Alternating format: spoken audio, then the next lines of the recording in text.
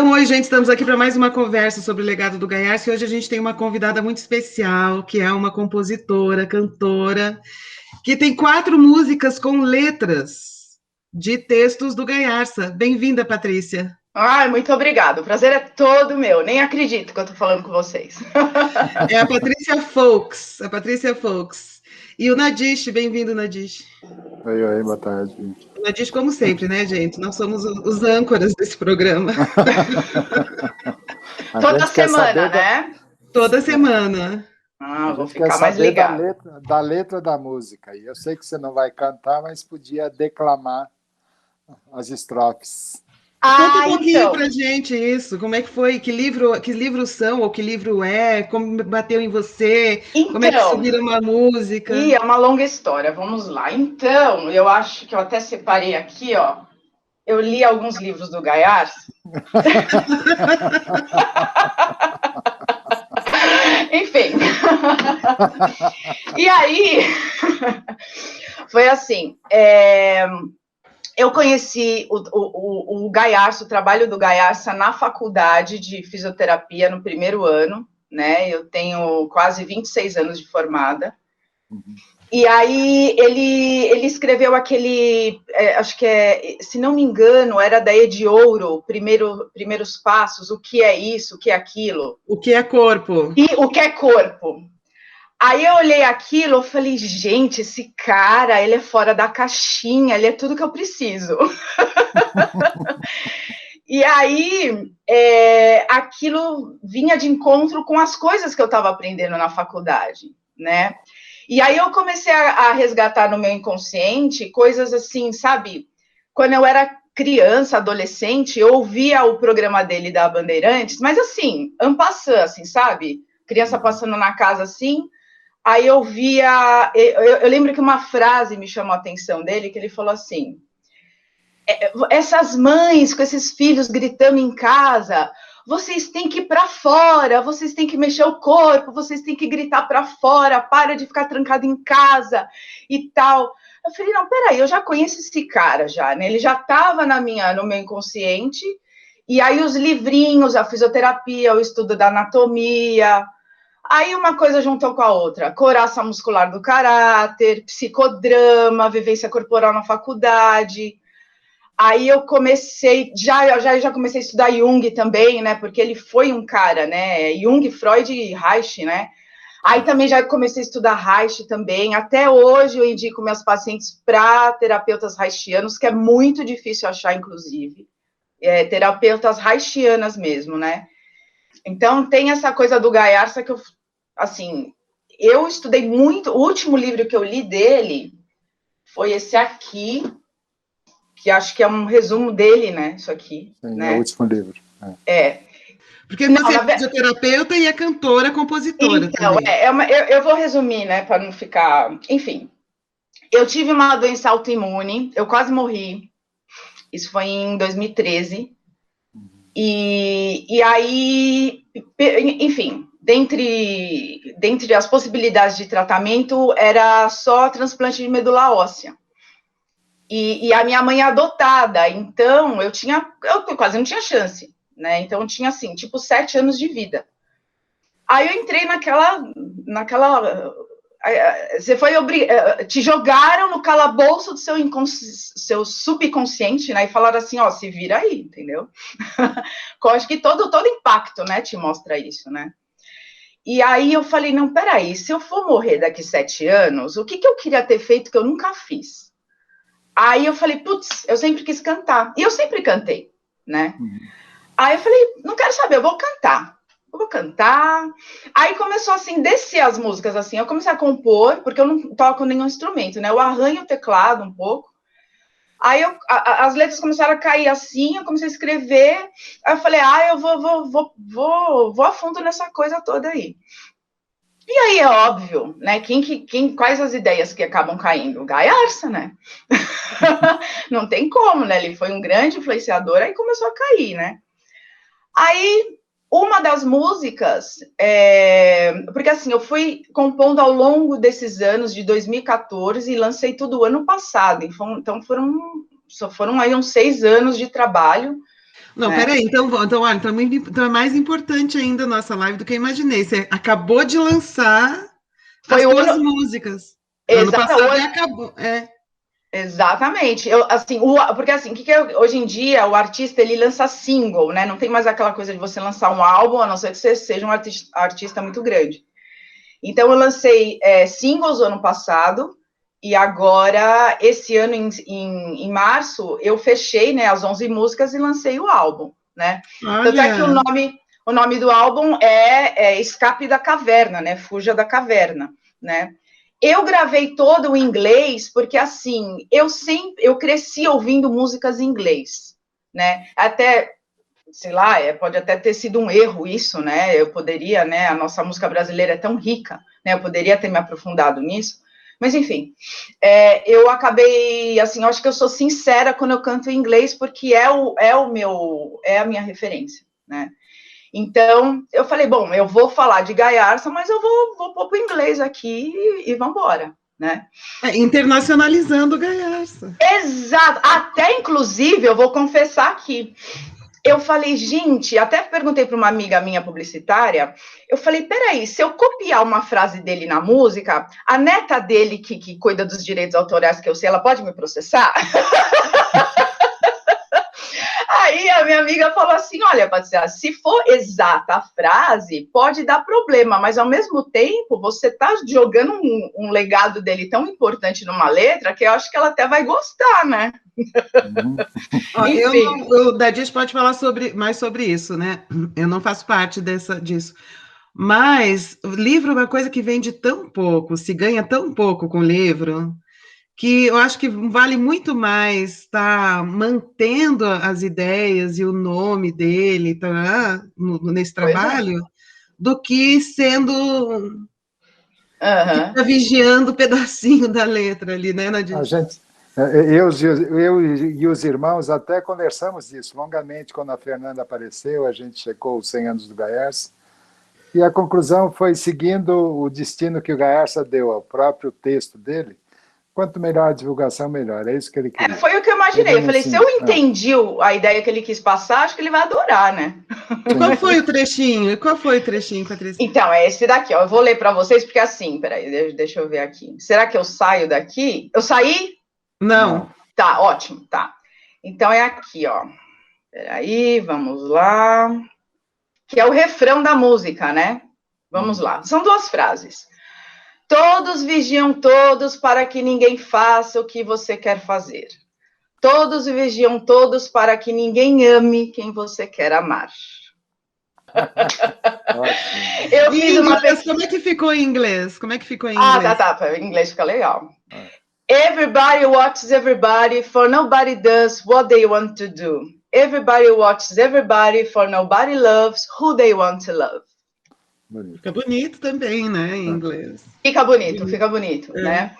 E, na verdade, eu fiz um jogo, assim, eu fiz uma mistureba com a ideia dessa música, que foi assim, no meu canal do YouTube, tem um vídeo que explica de onde eu tirei a ideia. O nome do canal é Patrícia Folks. Patrícia Folks. Aí, se você colocar lá Everybody, tem da onde que eu tirei a ideia da música, né? Embora eu não cite o Gaiarsa, né? Eu acho que eu citei o Gaiarsa nas outras músicas. Que eu fiquei meio assim, eu falei, putz, até a galera entender, o pessoal é meio lento, né, tal. Vamos primeiro pôr a ideia, depois eu quero ver, eles perguntam de onde veio, né? Aí, o que eu queria? Eu queria fazer uma letra moderna.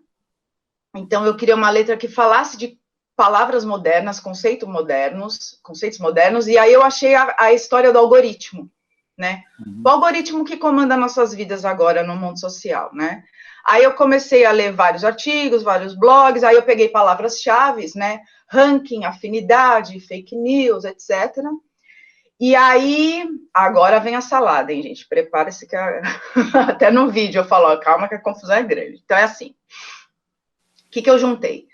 Eu juntei o algoritmo, que ele deixa a gente preso numa caverna, então ele deixa a gente ficar numa bolha, né? Uma bolha de pensamento. Então, aqui é teu nicho, aqui é teu grupinho, aqui é teu, sabe, a tua caverna, né? Você não consegue enxergar o mundo lá fora, o mundo só existe aqui no teu grupinho, no teu algoritmo, né? E aí, você ficando nessa situação de caverna, você vai ficar sempre nas sombras do Jung, né? Aí eu já fiz um gancho com o Jung, né? Então, você nunca vai descobrir suas sombras, porque suas sombras do mito da caverna de Platão, assim como as sombras de Jung, elas são aquilo que você projeta no outro. Então, eu fiz esse link, né? Na verdade, a filosofia fala que está tudo ligado. Aí, quando você tem esses insights, você fala, gente, é isso mesmo, né?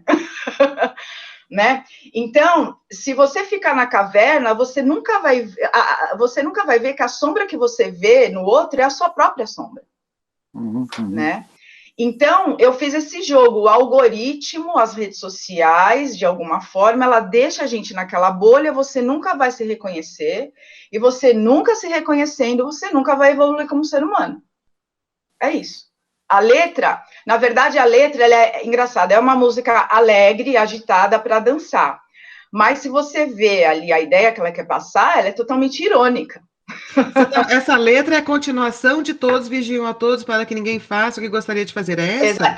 Essa frase é o refrão da música. É a parte mais forte da música. Então, assim, eu contei, olha, na verdade, a música é o algoritmo falando com você. O algoritmo com aquela cara de safado, falando, querido, eu vou deixar você numa bolha, você vai ficar aí no escuro, sabe, sofrendo aí, e, na verdade, tudo isso é para todos vigiam, todos para que ninguém faça o que você quer fazer. Todos vigiam, todos para que ninguém ame o que você quer amar. É uma marra, é uma couraça, esse algoritmo, né? E é isso que eu quis dizer. E, por incrível que pareça, teve um crítico musical que ele achou muito interessante eu falar desse... Ele falou, nossa, pode ser muito criativo você falar do algoritmo, é moderno e toca a gente e tal. Porque a grande maioria primeiro ouve a música, acha a música legal, tal, pô, essa música é legal, tá, e ponto. A pessoa não vai atrás para saber de onde veio a letra e tudo mais, né? Então, foi isso. Olha. E aí... Você falando que é uma música dançante, com esse refrão, dá para cantar junto, né? Quando a gente está dançando, aí dá para todo mundo repetir o fecho. Exatamente. Eu quero muito fazer um show e falar, e aí, gente, vai, né? Bota o microfone assim para o público e fala, e aí, repitam comigo, né? Então, é bem isso. É uma música irônica, né? É o algoritmo falando com você para você tomar cuidado, que ele está deixando você na caverna e você não está percebendo, né? É como se fosse uma brecha nessa bolha em que você, olha, dá para ver, tem outras coisas ali, ó, tá? Irônica por causa disso, porque a tua vida é isso, você está encapsulada aí nessa coraça, nesse pensamento, nesses arquétipos coletivos, muito contemporâneo, né? A gente está falando, hoje em dia tem essa contemporaneidade dessa bolha fascista, né? Que é uma leitura de mundo fechada, né? Tudo que bate nela é para ninguém sair de dentro da bolha, o cara fica lá dentro da bolha, né? E o algoritmo ele é muito poderoso, né? Se você pagar bem, então, as pessoas certas, né? É o que o Bolsonaro e o Trump fizeram, né? Então, ele pode ser muito perigoso também, né? Então, ele é potente, ele é poderoso, né? É impermeável, né? A gente falou já aqui no canal várias vezes. A impermeabilidade desse discurso, desse alinhavado do discurso. Porque muitas pessoas, mas como é que a gente conversa com essas pessoas para esclarecer sobre as fake news, para esclarecer que a vacina é importante, para esclarecer que o vírus não é um complô comunista? Nossa, ele gostava de Pink Floyd? Ele era fã do Pink Floyd, e ele fazia esse movimento com o Pink Floyd. Nossa, ótimo. Vários timbres de guitarra de algumas músicas minhas, eu pedi para ser o timbre do Pink Floyd, né? Porque eu gosto muito de Pink Floyd. Né? Enya, ele gostava da Enya também, mas não é exatamente rock, né? Mas é um world music assim que deixa tudo que te meio que te faz alguma levitação assim, né? Que te tira da caverna. Exato. Que te leva a flutuar. Exato. É a cara dele. É isso aí. Nossa, tudo a ver. Olha que interessante. Você foi a última esposa dele, Fernanda? Foi. Sim, morando junto, dividindo o mesmo teto, sim, mas ele teve uma namorada depois, a Raquel. Tá, porque assim, olha que interessante. Eu lembro que eu tive uma amiga na faculdade, e aí eu falava, ai, eu adoro Gaiarsa e tal, né? Aí ela, ai, aquele cara lá, ele é meio estranho, aquele psiquiatra, né? Eu falei, mas por quê? De perto ninguém é normal, diria o Caetano. Ué, o que ele tem? Né? Que eu já falava mal do Gaiarsa, já, né? Falei, ué, por que ele tem? Aí, onde já se viu? Ele casou com uma paciente dele bem mais novinha. Aí eu quase olhei e falei, então, eu falei, eu acho que é a Fernanda. Aí eu falei pra minha amiga, e ela era bem mais velha que eu, ela já tinha feito uma faculdade, né? Aí eu falei, daí qual o problema? Ai, onde já se viu, não sei o que, não sei o que. Eu falei, quem não se envolve, não se desenvolve. Aí ela me olhou assim, ai, não, eu não concordo, tal, toda. Aí aquela coisa, conservadorismo, blá, blá, blá. Não, mas Sai aí da vem toda a bolha, fofoca, sai né, da Nadiche? bolha. Sai Mas da aí vem bolha. toda a fofoca, né, Nadiche, em torno do Garça. Garça, imagina, ele nasceu em 1920, nos anos 70 ele recebeu muita gente, né, circulando na questão da contracultura, crítica aos costumes da ditadura, e de fato ele casou com mais de uma paciente, não foi só eu, acho que a Rose também foi paciente dele, foi a Rose. Então, acho que foram 3 pacientes, se não me engano, 3. Mas era um momento de muita ruptura, tem que entender o contexto, sabe? Quando é um momento de ruptura, de experimentações. Se não fosse também a ruptura, que bobagem. Tanto é que eu sigo os exemplos dele. Os meus melhores amigos hoje foram todos meus pacientes. E aí, tanto que quando ele. E aí ele responde essa fofocalhada com e olha que uma você brincadeira. pegou neles, né? Aí, eu apertei todos eles. Eu fiz contato de pele. Daí ele. Eu lembro que ele dava uma resposta, eu até acho que até num livro, Sexo, Reich e Eu, em que ele também fala isso, escreve, mas ele falava que ele respondia a esse tipo de fofoca em função dos casamentos que ele teve, né? Dizendo que, mas ele casou, ele fala, mas eu casei, então eu cumpri o papel, né? Mas ele falava isso também dando uma resposta irônica, né? Se tudo é regido pelo casamento, então me perdoem, porque eu casei com elas, né? Sim. Enfim, o Garça enfrentou muito essa questão da difamação e da fofoca, tanto que ele escreveu um livro sobre a fofoca, né? Sim, exato. É um livro muito bom, muito Nossa, muito excelente, bom. Excelente. É que, na verdade, a conclusão da fofoca é todos vigiam todos para que ninguém faça o que você quer fazer. Eu acho que essa é a frase mais conclusiva, que mais tem a cara do Gaiarsa, assim, no que eu absorvi da obra dele, né? Eu acho que é uma coisa muito, sabe? E aí já, de novo, vai abraçar com as sombras de Jung, aí vai entrar no corpo do Reich, enfim, né? Inclusive, acho que tem uns 10 anos, eu vi eu fui ao teatro e eu vi uma peça linda, baseada no Reich. Eu esqueci o nome, era um monólogo. Gente, mas foi uma choradeira do lado ali do teatro que eu falei, gente, eu falei, nossa, que bom que tem pessoas que entendem isso que está acontecendo aqui, né? Que mostra toda a angústia dele quando ele foi para a Escandinávia, né? E começou a trabalhar aquela questão corporal, que também foi uma coisa meio Garça, né? Ele fugiu do nazismo, enfim, né? Enfim, eu me sinto muito muito honrada, assim, de poder ligar esses 3 gênios, assim, na minha formação, né?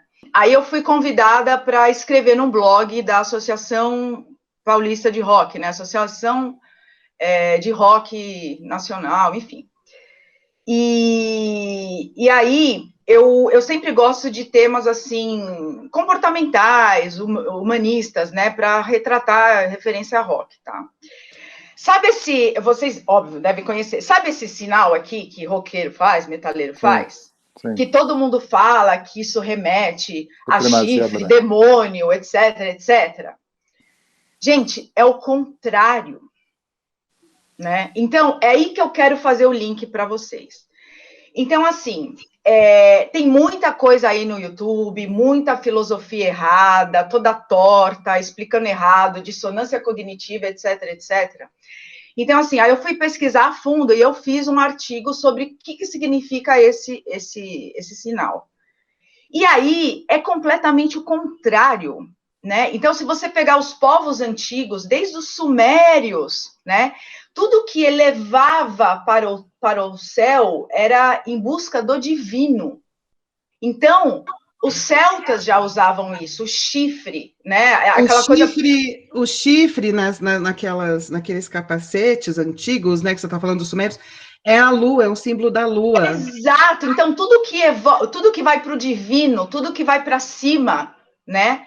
E aí tem um livro que aí tem aquela figura do Bafomé, tal, que é um carneiro, meio homem, meio animal, com vários símbolos. E aí o pessoal, não, isso é do demônio, isso é teoria da conspiração, isso é eles querem colocar o demônio em você, tal. Foi tudo distorcido pela Igreja Católica, gente. A Igreja Católica foi lá e falou, olha, não, daqui para frente vai ser como eu quero.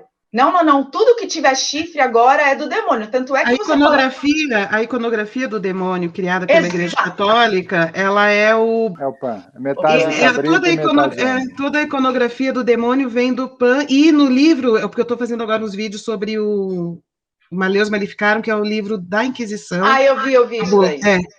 E tem momentos em que ele fala, você está vendo como aqueles deuses gregos são aqueles seres da mitologia grega são demônios mesmo, você vê, aquele lá tem chifre. Ele inverte, né? Então eles vão citando vários deuses de outras mitologias, isso na primeira parte do livro, quando fundamenta a existência do demônio, para dizer que todos esses seres mitológicos são demônio. Então, porque tem a mesma iconografia, mas essa iconografia ela foi feita por eles. Exato, né? Então, assim, porque assim, isso veio de um roqueiro X e a avó dele era italiana. Então, provavelmente do grego passou para o italiano, tipo, quer dizer assim, eu tô de olho em você, né?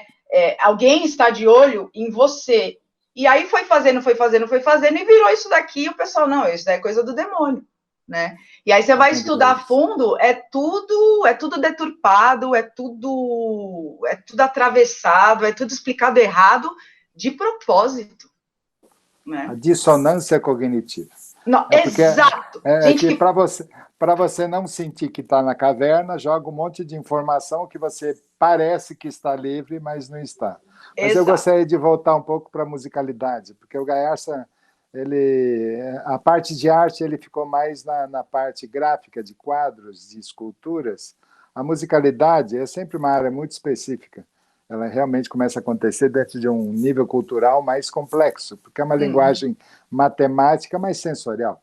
Total. Então, você perguntou, ela é física, né? Ela tem movimento. O Gayarsa usava, na infância, ou na minha juventude, era muita música clássica em casa, de tudo quanto é a melhor procedência. Fonte. É a melhor fonte. E quando ele migrou para a modernidade, ele não gostava muito de músicas faladas, ele gostava só das melodias. As instrumentais. Tanto que a Enya quanto conta é uma coisa mais musical, propriamente dita, do que propriamente a letra interessante. E o Pink Floyd, né, que não tem uma letra, mas é uma letra assim faz parte do cenário, né? Isso, ele adorava essa indução, vamos chamar assim, né? Que é fabulosa, nossa. Né? Eu também gosto muito disso. É uma saída da caverna, em que você tem essa condição interna de, pelo menos internamente, você expandir esse universo e permanecer num livre-arbítrio, que se chama hoje em dia. Ele também era muito religioso, né? A escolha interna você tem. Tanto que ele fez isso, tanto que Fernanda citou, se vocês querem que eu não seja pecaminoso, então é o caso. Vocês querem isso? Gente, mas ele sofreu.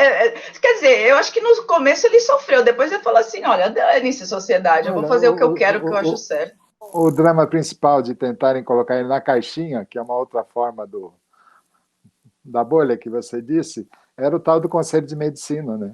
Que sempre ficava louco com ele, porque ele era um psiquiatra, ele estava falando coisas, ele estava fazendo coisas que não era dentro da caixinha da psiquiatria. E no fim da vida, a Fernanda acompanhou isso também, ele falou para o conselho, se vocês quiserem processar, se vocês quiserem me impedir, eu não preciso mais de vocês, entendeu? Eu sou bem resolvido, eu faço que minha consciência tá limpa, tá tudo certo, é verdade. Sou educado, não estou sacaneando ninguém, eu só estou aqui para Porque tem um lado que surgiu na musicalidade que você fala que nem o I Can Get No dos Rolling Stones, que virou um refrão, né? Que Aham. é um movimento realmente de expansão, de uma celebração, de uma sensibilidade, de uma carícia coletiva, que o Gaiarsa primava por isso, né? Tanto que Ai, Fernando, nas conversas que a gente teve de várias pessoas, que foi o Fábio Lenda falava disso, né? Que o Gaiarsa sabia dizer aquelas coisas em que a pessoa se vê. Ela não continua, não é aquela conversinha que todo mundo inibe todo mundo, porque todo mundo não quer que o outro faça aquilo que eu gostaria de fazer. everybody wants everybody, for nobody does. Pena que não dá Olha, pra cantar olha, aqui. é YouTube que eu acho isso, Patrícia, né? YouTube. Oi? YouTube, é YouTube. só entrar no meu canal lá e tá tudo ali, ou no Spotify, enfim, né? Tem Adorei tudo a ali. formatação roqueira e blues, né? Que É, blues também exatamente. é outro É, envolvimento, né? é. E agora você falou do Gaiarsa, da medicina e tal, e é engraçado que assim, eu só me curei, né? Porque eu já tenho uma doença autoimune indefinida, mas eu quase não tenho sintoma, eu tô ótima, né? Uhum. E assim, me deram 500 diagnósticos e tava tudo errado, enfim. E aí olha que incrível, né? Eu acho que eu me curei assim, depois que eu entendi por que eu tive aquilo, sabe? E Uhum. com alimentação, com suplemento vitamínico, sabe? Uma coisa simples que eu fiz, me entendendo, me conhecendo melhor, que aí eu tô bem. Então, quer dizer, né? A medicina, ela é fantástica, mas assim, ela tem um monte de falhas, né? Ela não é Sim, suprema, enfim, tem muita coisa aí que a gente não sabe, né? sim. Então, também indo de encontro com essa rebeldia do Gaiarsa, concordo em tudo. E o Gaiarsa, você vê isso que você falou, eu gostei muito, porque ele era super médico, toda a teoria dele é uma teoria de um conhecimento médico, Clínico né, geral. científico, neuromotor e pá, mas mais no final da vida dele, ele estava lendo o livro tibetano dos mortos. Gente, esse livro, a Lucilena Galvão, ela tem um vídeo só sobre esse livro Tibetano dos Mortos, que inclusive foi base para, adivinha o que, gente? O Jimi Hendrix, o guitarrista, a obra dele veio do livro Tibetano dos Eu Mortos. quis dizer com isso que ele tinha também uma noção assim do mistério, sabe? Por exemplo, tinha uma Exato. relação muito forte com alguns valores, com os valores cristãos, porque ele foi, né, de uma família católica, então Jesus, a ideia de Jesus, a história, os valores envolvidos nesse mito, ele era muito ligado, ele dizia que conversava com Jesus. Então, eu acho isso uma das coisas interessantes nele, porque ele tem uma visão muito materialista sobre a relação entre corpo e fenômenos da consciência, assim, ele estudou isso e tem teoria sobre isso, boa, que hoje até está mais ou menos assim, outras pessoas estão falando coisas muito parecidas nessa área, né, acadêmica, mas ao mesmo tempo ele tinha muita noção, assim, dos mistérios, né, sobre os quais ele não ousava dizer o que era, porque seria antiético. Como que eu vou falar do mistério? O mistério você experimenta, você vive, você sente. Aí você vai dizer o que é o invisível, Uhum, aí eu acho muito bonita essa postura ética de recuar diante disso e uhum, deixar isso para a experiência, e não para uhum. formar um discurso, sabe? E E o que era espiritualidade para o Gaiarsa, assim? Que ele tinha isso, é isso que você falou. Ele tinha isso desenvolvido, ele sabia, ele tinha essa consciência da existência da espiritualidade. do invisível, do mistério, ele tinha Sim, noção mas e ele ficava na dele ali. Eu também não vou ficar pondo claro, uma... como é que você vai transformar o indizível num discurso? Isso é Sim, coisa para entendi. experiência.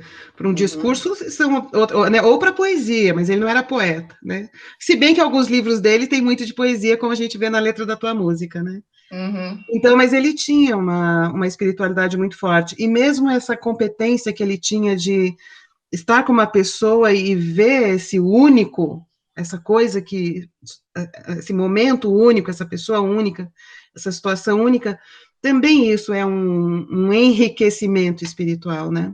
Eu acho que é de riqueza espiritual isso, assim, de você de repente sacar a raridade daquela vida, a presença daquela existência sim, tão sim. singularizada, né? Toda pessoa que fez muita diferença, eu acho que ela tinha isso consciente, né? Não tem como. Você não viu nenhum gênio aí que fez alguma coisa que não levava isso em consideração. Eu acho que é até impossível não falar sobre isso, né? Então, eu acho que a espiritualidade dele se expressava muito menos numa narrativa do invisível e mais em questionamentos sobre ética. Ética é costumes, né? A palavra ética refere a costumes. Então, acho que tudo isso que ele sacava, que ele sentia, que ele experimentava, ele punha ali para dialogar com esse universo do conhecimento científico e comportamental, sociológico, e elaborava na forma de um pensamento sobre a ética. Sim, sim. Acho que era assim que se expressava. E cinema, ele gostava também muito de cinema, né? Adorava imagens. Muito, imagens. Tem uma coisa curiosa que a Fernanda vai desenvolvendo, a gente também vai conversando. O Gayarsa, eu posso dizer assim, se a gente vê os livros, que nem você também, o Gayarsa entra nesse mundo através do Jung, depois que ele conhece o Reich. Então, o Jung faz essa passagem entre uma coisa da ciência ocidental para um mistério. E eu tenho a ligação mais espiritualizada do Gayarsa, é o maravilhamento com a diversidade das formas, das manifestações no mundo. Então, tem essa coisa da ciência. O que é você imaginar um espermatozoide, um óvulo, que dá aquela faísca e começa a crescer um ser humano? Então, ele tinha esse maravilhamento com a visão científica. Por isso que ele também era tão despregado dessa bolha, né? Ele ia ainda bem, né? A gente agradece, né? Sim, porque ele tinha até conversei um dia com meu irmão mais velho, que também é psiquiatra hoje em dia, ele fala isso, o Gayarsa deu para mim esse voraz cientistas, que é um ser espiritual, ele tem o gosto pela... Que, na verdade, é filosofia isso, né? Porque filosofia quer dizer amor à sabedoria. Eu pensei agora no Sócrates, a relação do Gayarsa com Sócrates, na questão da fofoca, né? Porque, assim, o espírito, a religião, no tempo do Sócrates, eles tinham a religião deles e as famílias aristocráticas viviam conforme os valores da religião ou da política daquele tempo, e o Sócrates dava aula para os filhos dessas famílias. Daí ele questionava algumas coisas, ele usando o pensamento, usando a razão, ele dizia, olha, talvez isso aí não seja tão justo como você está pensando que é, né? Talvez isso não equivale a esse valor que você está dizendo que é. Tá? E aí ele foi... a acusação... Bom, enfim, então tinha todo um sistema de crenças e ele era capaz de ponderar esse sistema de crenças e dizer, aqui está tendo uma avaliação que talvez não corresponda tanto ao conceito de justiça, por exemplo, já que é de justiça que você está querendo falar, né? O que aconteceu com Sócrates? A condenação dele foi de degenerar os jovens. Degenerar os jovens porque eles começaram a ter um pensamento sobre determinados costumes. E a questionar algumas coisas, questionar algumas decisões do Estado e questionar algumas orientações da religião daquele tempo. Por influência do pensamento Sócrates. Então, ele foi difamado, né? Ele foi denunciado e, no fim, condenado. Então, assim, vamos fazer um paralelo com o Gayarsa nos anos 70, né? Então, se ele está fazendo crítica de alguns costumes, se ele está repensando o cristianismo dentro de outros fundamentos que não aqueles da família com Deus pela liberdade, então ele também é acusado de ser alguém que degenera as novas gerações, né? Só não foi condenado, ainda bem. E pensando nisso, assim, vocês que são da área, assim, inclusive eu até tenho uma música já pronta que foi baseada nesse livro, porque eu comecei a pensar, eu falei, gente, peraí, por que o homem quer esse poder todo, né? Eu fiquei pensando, falei, pode ver, tudo que está errado na humanidade é tudo egoísmo, né? É tudo... todo objetivo leva a poder, não é nem a dinheiro, é a poder, é o dinheiro, aí depois vem o poder. Aí eu me questionei, o que essas pessoas querem tanto esse poder? Por que elas gozam tanto com esse poder, né? Aí tem um livro que ele chama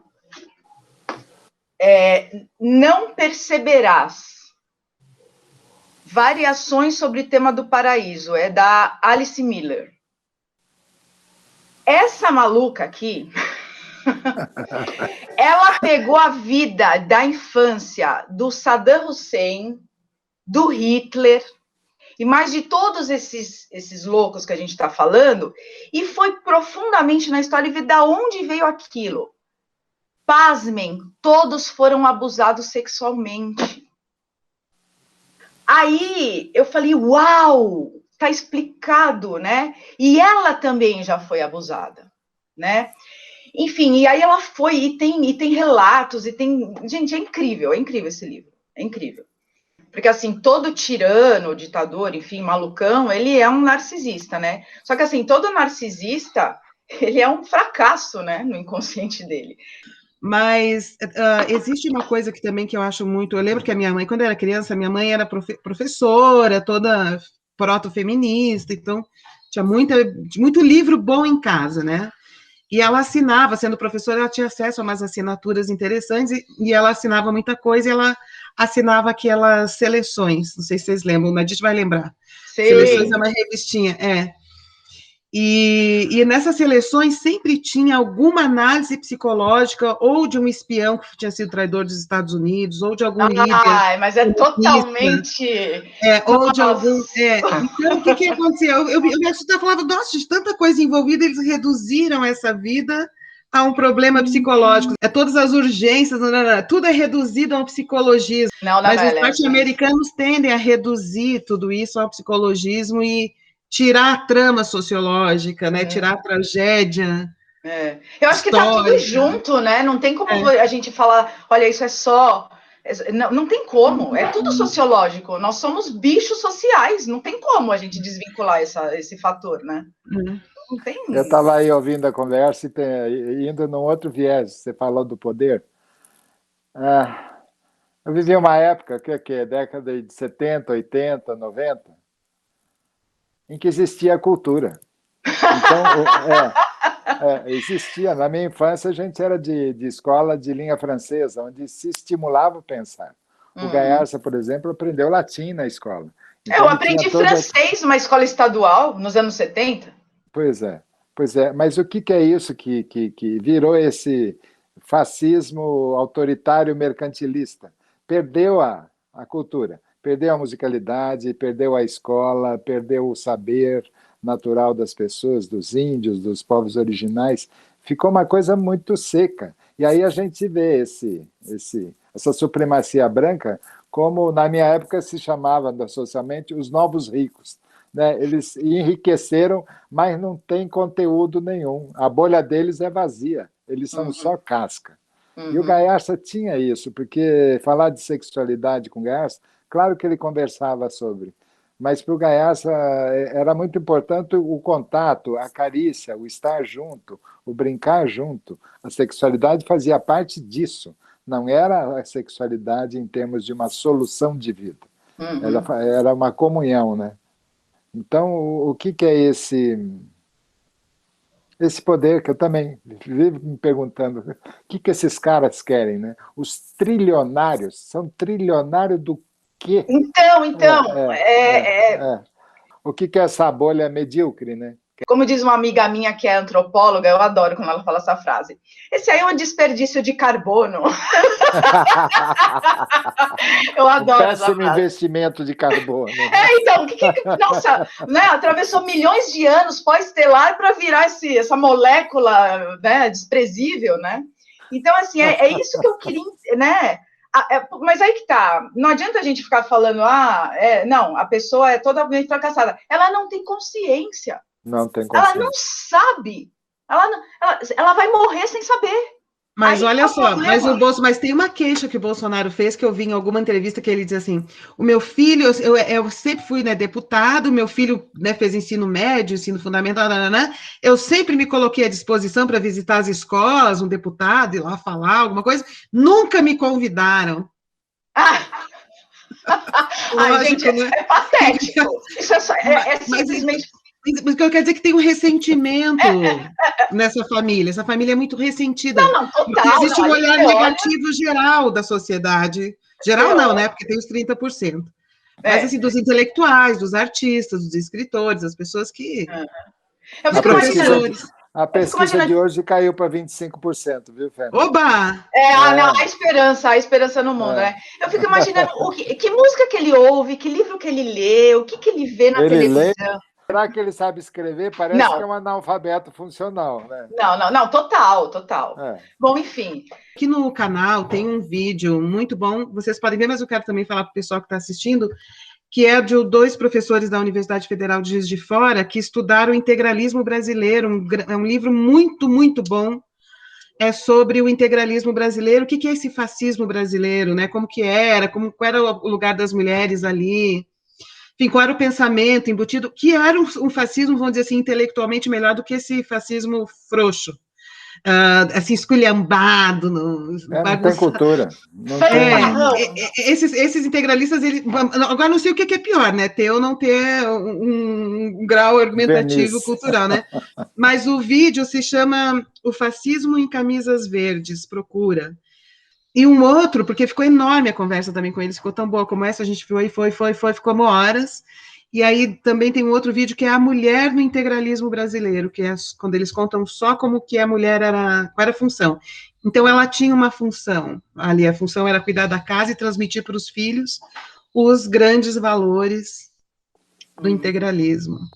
Inclusive, eu tô para ler como que é o jeito brasileiro, é isso? A filosofia do jeito. Do jeito brasileiro. Nossa, eu fiquei super curiosa de ler isso, porque eu já li um livro que chama A Fenomenologia do Brasileiro.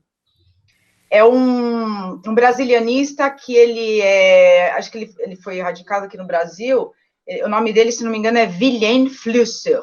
O Flusser, Gente, que livro bárbaro! E aí você está me falando dessa coisa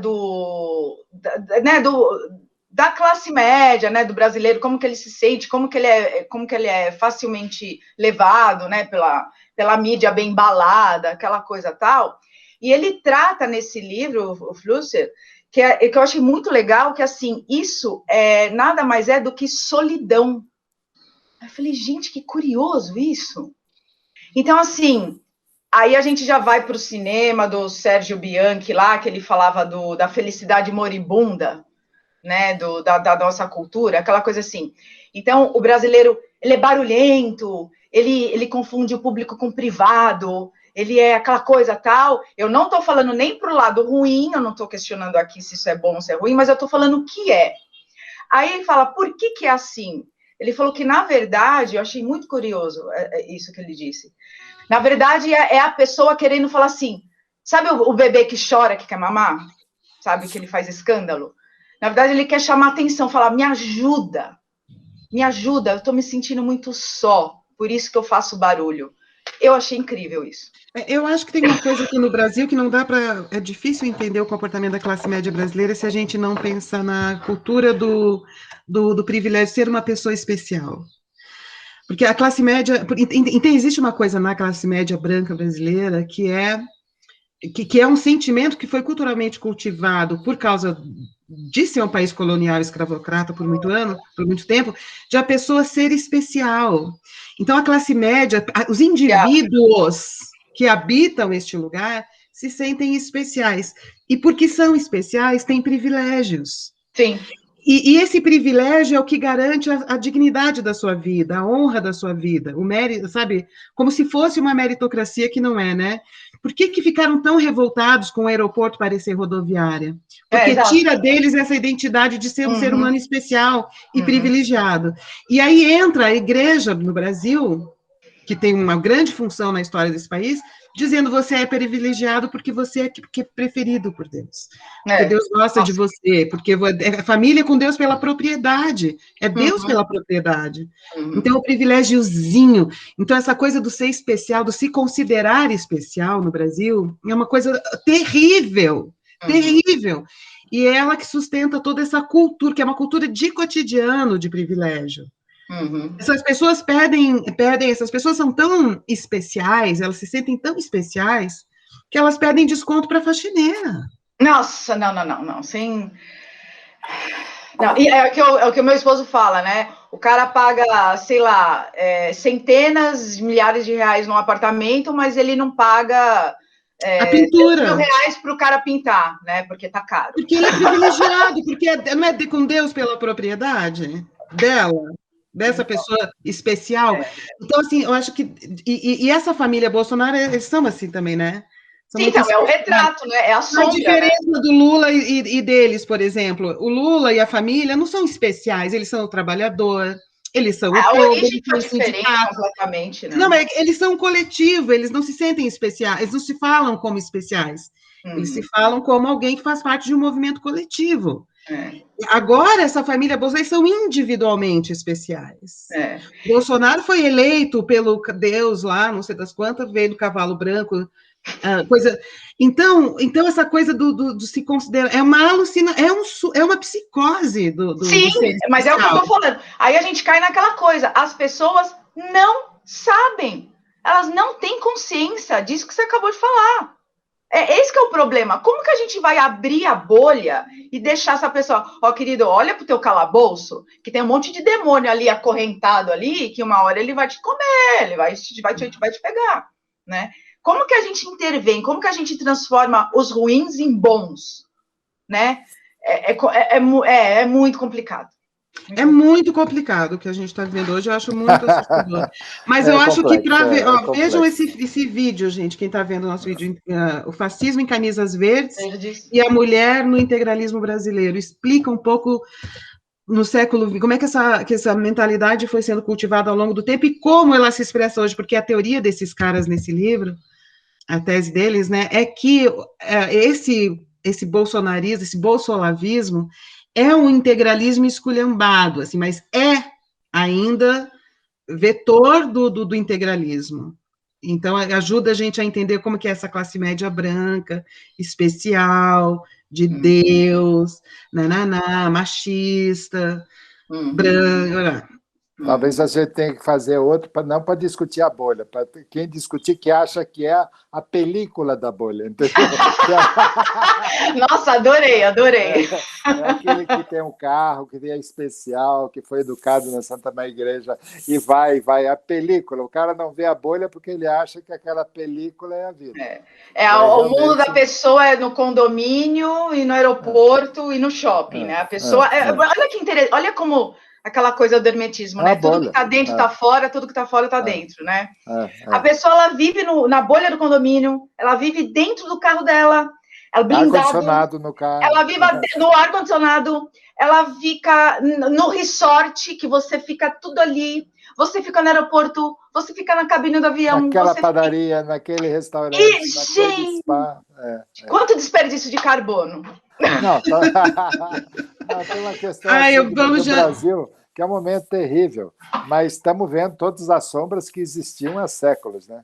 Elas emergiram. As mulheres, aos negros, e a esses 25% da população que realmente é a película da bolha, não dá nem para discutir a bolha.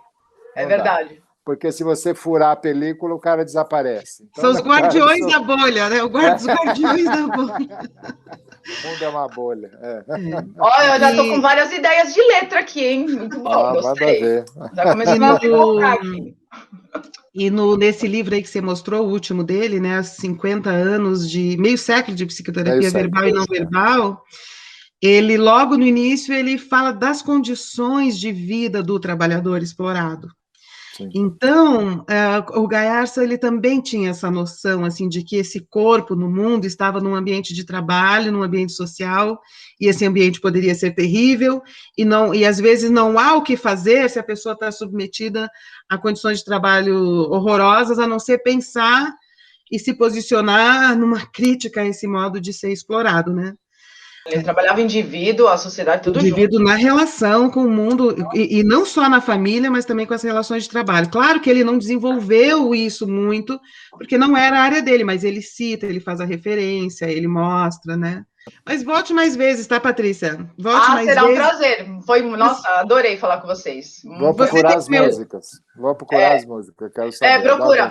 No meu site tem as letras e as traduções. E o site Mas assim, tá em tudo, tá no YouTube, no Spotify, tá? É fácil de achar. É só entrar e achar. É só entrar e achar, tá tudo facinho. E no meu canal do YouTube tem as explicações de cada letra, da onde eu tirei a ideia de cada letra. tem. Cada música tem um vídeo explicativo falando de onde veio a letra. Porque hoje em dia tem, quando a gente fala de teoria da conspiração, se a gente for olhar os sistemas bancários e administração, tudo, é tudo inteligência artificial que está comandando, gente. Não tem Mas nenhum. É muito doido. Mas uma coisa logins. que eu fiquei feliz é que eu vi o Miguel Nicoleles falando que perguntaram isso para ele, né? Você acha que um dia a inteligência artificial vai substituir a inteligência humana? Ele, impossível, porque mecanicamente falando, o nosso pensamento ele chega de forma analógica no cérebro. Sim. E a inteligência artificial não. Então ele falou, a partir daí, esquece, nunca vai ser substituído.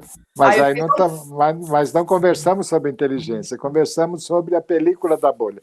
Não é propriamente. Eles estão preparados para virar robô, na boa. Então, aí já não é analógico, né? Fazer o quê, né? Não, tá bem, gente? Tá bom. Tá joia, tá ótimo. Tchau, foi um prazer, até a próxima. Então, não, muito obrigada, gente. Tá? Foi muito prazer de falar com um pedaço do Gaiarsa, foi um prazer. Também, prazer, Fernanda, de falar com outro pedaço do Gaiarsa. Por favor. Oi? Então eu guardei muitos pedaços, que eu sou bem maior que ele. Tá certo, gente. Até uma próxima, se tudo der certo. Então, muito obrigada. Muito obrigada, que agradeço aos dois, tá?